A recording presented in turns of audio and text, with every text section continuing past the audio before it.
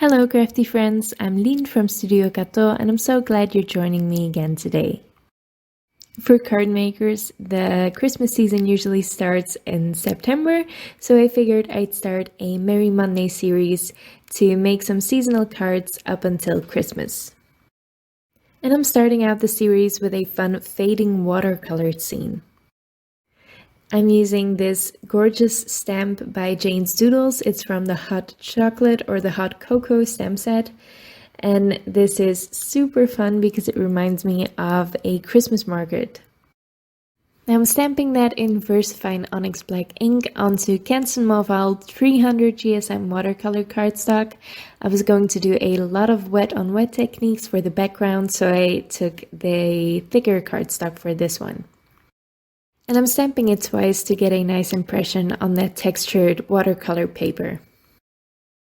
I will also be clear embossing this with Wow Clear Gloss Superfine Embossing Powder, and this just gives a really nice finish to that outline. Now I cut my cardstock quite a bit larger than I needed it to be, so I can tape it down to my work surface, and this prevents warping, or limits it in any case. Now I like to paint my background before I do my focal image, because if I do color inside of my focal image when I'm painting the background, I can always lift some of that pigment off of the paper. That's a lot harder to do when you've already colored in your focal image. I want this sky to be a little bit messy, so I'm doing a wet on wet technique, which means I painted on clear water first and then dropped in the paint. And this first layer I am going to heat set so I have a nice base color, because as you go in with more colors and the first one isn't dry yet, if you have a lot of wet paint, you might end up with some really light spots anyway. So I like to put down a base layer first and then go over it with a slightly more intense color. After making sure I have a lot of intense color on there, I am adding more water to make it flow more, and I am also adding water to the edges to blend that out just a little bit. And this fading effect gives a really nice touch to your scene. It's just a little bit different. I'm making sure to paint that really dirty paint water by now, right up until the edges, so I have just a little touch of blue all the way across. Now once that paint is wet again, I can drop in some more intense colors. I'm using some different blues now. This is a royal blue, which gives a really nice deep blue tone, and I will also add in some Payne's Gray as well to darken it up. These are really useful colors for a night sky. I barely ever touch my bright blues for a night sky. I always go for the almost black ones. Now I heat set that to speed up the drying process, and as you can see, the paint dries back quite a bit in color. For the cobblestone surface, I am first putting down a base layer of gray. I am also adding that to wet paper, so it fades out a little bit more organically towards that faded edge. I can then heat set that and go in with a flat brush because this gives me a little less control, so my cobblestones won't all look the same. And I'm using two different browns to paint in some cobblestones and also a dark gray. I'm not being too particular about this. This will look quite detailed, or more detailed than my backgrounds usually are at least. But that's only at the end because I'll do a couple more steps to make it that way. This first step is really just putting down some color in some basic rock shapes. To make the cobblestones a little more defined, I am going in with a dark earth tone, a dark brown mixed with some Payne's Gray as well, and a fine brush, and I'm just applying that between the cobblestones. I'm not at all worrying about shading at this point. I am just making sure I have my cobblestones nice and rounded. And I also dropped in some green while the paint was still wet to give that mossy look. For the card, I am using a really bright warm brown. It's a lot brighter than the cobblestone background, so it will stand out nicely. I am dropping in some more muted colors to make it look more like a weathered wood.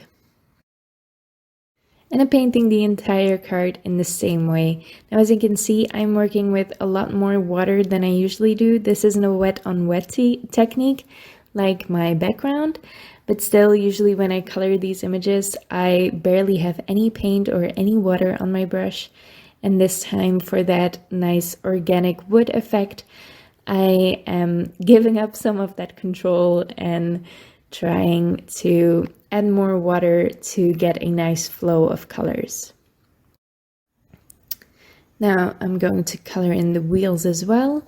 These won't stand out super well from the background yet, but again, I will do something about that at the end.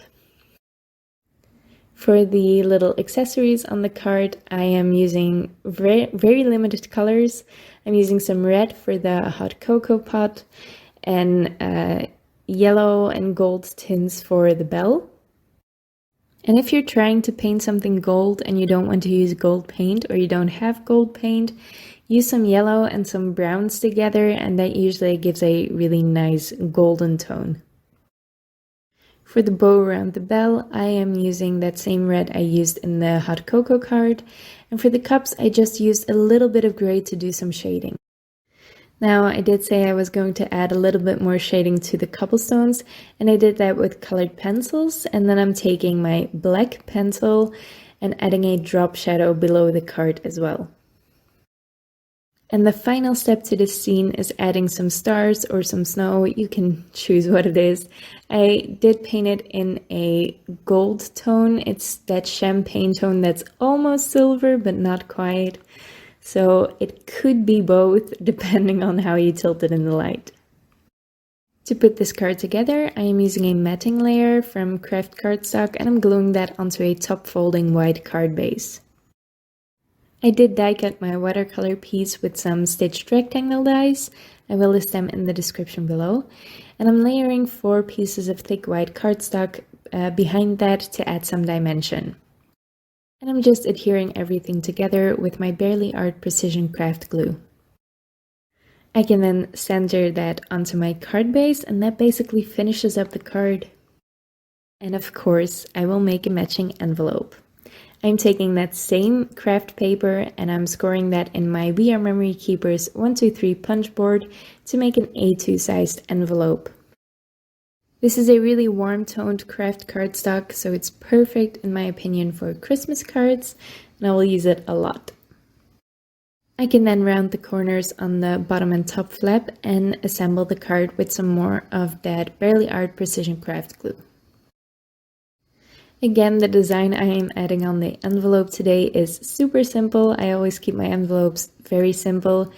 I'm just using a Christmas tree stamp that comes in that same hot cocoa stamp set, and I'm stamping that on with some Evergreen ink by Concord and 9th. I'm using an acrylic block for this because I'm stamping it a couple of times, and honestly it's more effort to do that with your Misti. I'm stamping it 3 times on the back of the envelope, and then I will continue that design on the front of my envelope as well. I usually don't do much to the front of my envelopes, but I thought this would be fun. You could also stamp the hot cocoa card on there as a nod to your scene, but I thought this was a nice Christmassy touch. And that's it, a super simple envelope and a really gorgeous card, I think. I really like how this one turned out. I'd never painted cobblestones before, but I think they worked out pretty well. Have you started on your Christmas cards yet? Anyway, I hope you liked the video. If you did, make sure to leave a like on the video and leave your thoughts in the comments below. I would love to read them. Of course, you can also subscribe to my channel if you want to see more of my videos. Thank you so much for watching, and I'll see you next time.